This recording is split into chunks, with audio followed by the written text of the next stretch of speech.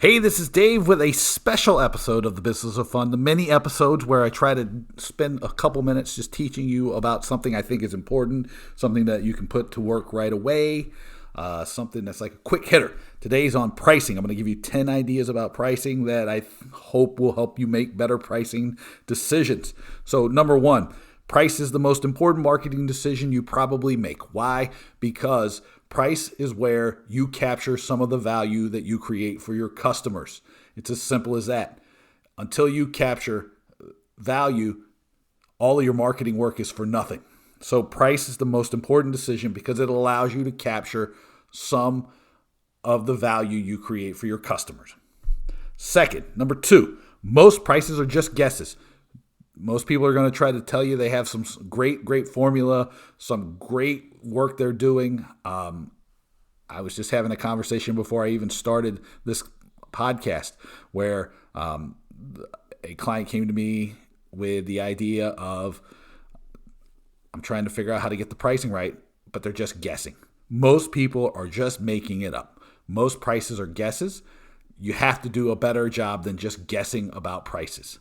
There are ways to do that, but you have to get sophisticated with your prices. Stop guessing.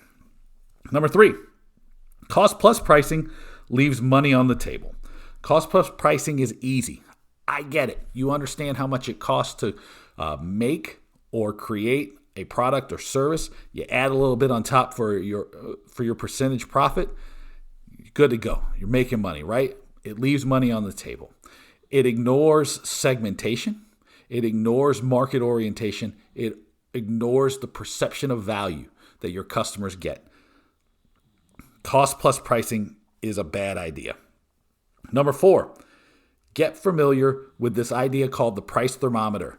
It's by two guys, Dolan and Gorville, and it is a simple visual tool to help you understand where your price falls between the cost of goods and services, the COGS, which is the floor, and the true economic value of the price you're selling or your product or service creates, where your price fits on that scale in between those 2 points. The closer you get to the true economic value is the better you are at the art of pricing. But get familiar with the concept of the price thermometer. There is a great Harvard Business Review article on it. I'm going to try to link to it in the show notes. Number five is value-based pricing.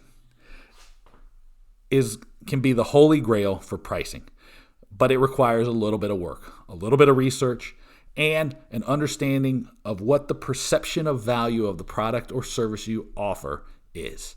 Value-based pricing typically helps you capture the most profit, but it requires you to understand what the true economic value people gain from working with you is.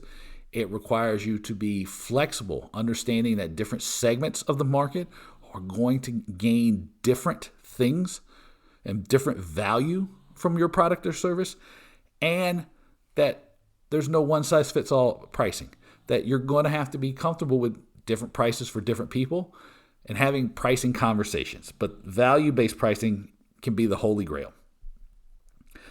Dynamic pricing, number six. Dynamic pricing can go a long way in helping you become a more sophisticated pricer.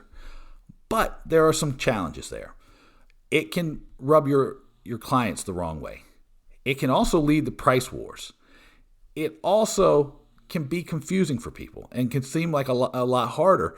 And due to the algorithms, everybody can be using something similar, so you lose out on some of the competitive advantage you have. So dynamic pricing can be great, but you also can't ever eliminate the human element of it. So dynamic pricing, good, but you have to be careful with it. Number seven, pricing effectively requires research. Quantitative research. Big pools of data work best when you're understanding prices.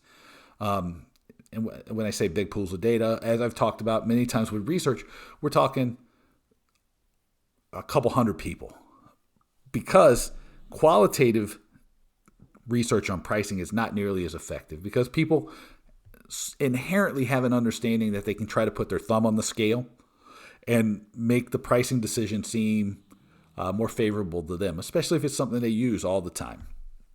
But quantitative data, where you get a broad representation, a couple hundred people, can give you some really great information on pricing. A great way of doing that is a tool called the Westendorp pricing model. And it just asks a series of questions. At what price is it too low? What price do you think it's a bargain? What price do you think it becomes expensive? What price is it too expensive? And it can give you a really, really good idea about the price that you should be charging or the range of prices that you can get for a product or service. And you can ask it in a way that it gives you some good quantitative data. Number 8, for every 1% increase in price that you can get a 10.3% increase in your profits. The pricing lever in your sales and marketing efforts is the most important button you can push. And I'm going to share an even greater statistic in number 10 when we get to my favorite topic of don't discount. But number 9, beware of underpricing. I wrote something up on my blog at davewakeman.com about pricing and tickets and about how more than half of tickets on the secondary market go for under face value. In the UK, I think it was 80 to 90% of products had some sort of discount or were sold or underpriced. Beware of underpricing. Underpricing in most cases happens chronically. It is dangerous because it eats away at that profit margin that you had. It allows you. It doesn't allow you to capture all of the value that you create for for your customers or for your organization. Make sure you get the price right. Right? Do some research. Understand the true economic value. Get the price right. Our tendency is to underprice. It's dangerous. But most importantly, the thing that people know me for the most when it comes to pricing is don't discount. Discounts are for dummies. That's number 10. Discounts are for dummies. During the fall, I took a class. I found out more about discounting, and this number stuck out in my head. For every 1% you discount, you lose 40% of your profit. I'm going to say that number again because it's astonishing. For every 1% you discount, you lose 40% of your profit. Forget this other stuff that I talk about all the time, which is like perception of your brand, right? And then the mental, subliminal message that you send that you're a discount brand that you can't get out of people's heads for close to a decade in studies that have been done. Forget the fact that it creates a race to the bottom, an expectation that there's always going to be a better price. Forget all of these things. Remember that discounts are for dummies because for every 1% you discount, you lose 40% of your profit. And I don't know very many businesses that can stay in business doing that. Okay, so that's 10 tips on pricing. Check me out at davewakeman.com. Get my newsletter, businessofvalue.substack.com or talkingtickets.substack.com if you're in the world of tickets. Check out my friends at Booking Protect, bookingprotect.com. Check out my other friends, ActivityStream at activitystream.com. Next week or the week after, I'm still working out the schedule. I got a really special set of lessons coming up on Net Promoter Score. I've got an awesome case study with a partner in the ticket business. We're doing a case study. We're going to talk about some of the research that they did. It's going to be great. It's going to be a whole series of lessons about Net Promoter Score, why it matters, how to use it, what you can learn. We've even created a worksheet. So check that out. Keep an eye on my blog, the podcast stream, and all of these things. Let me know if you like these. Send me an email, dave@davewakeman.com. But 10 tips on pricing. Thanks for listening. Talk to you soon.